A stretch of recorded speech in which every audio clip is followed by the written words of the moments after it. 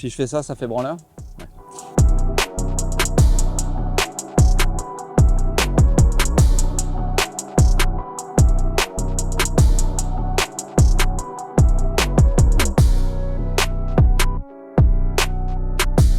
Voici donc la première Kawasaki électrique, la ZE1. Avec cette moto, le constructeur japonais se lance dans la mobilité zéro émission en douceur. Je vais vous expliquer pourquoi.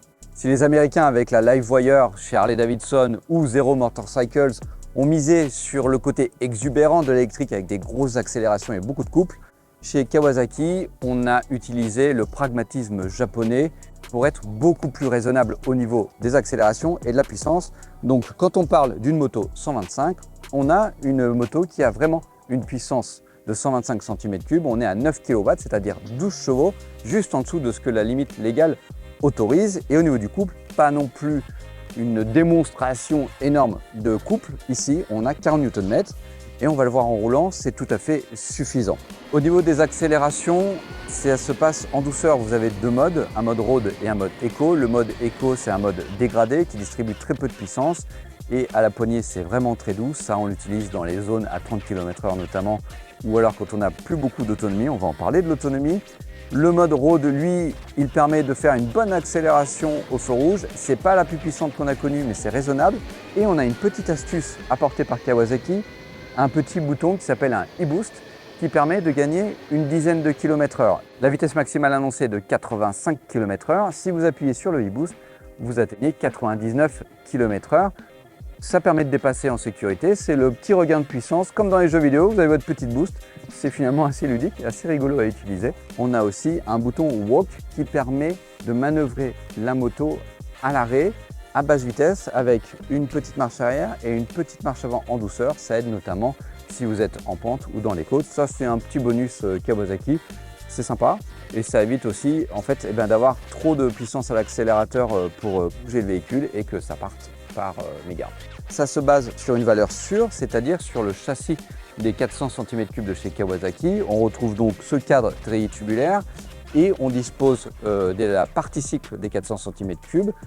Grâce aux deux roues de 17 pouces à l'avant donc et comme à l'arrière, on a une moto qui est très stable, facile à prendre en main, facile pour se faufiler entre les voitures. Si elle a un gabarit valorisant de presque gros cube et pas de petite 125, elle reste finalement assez courte, assez petite. On a un empattement qui tourne autour des 1300 mm.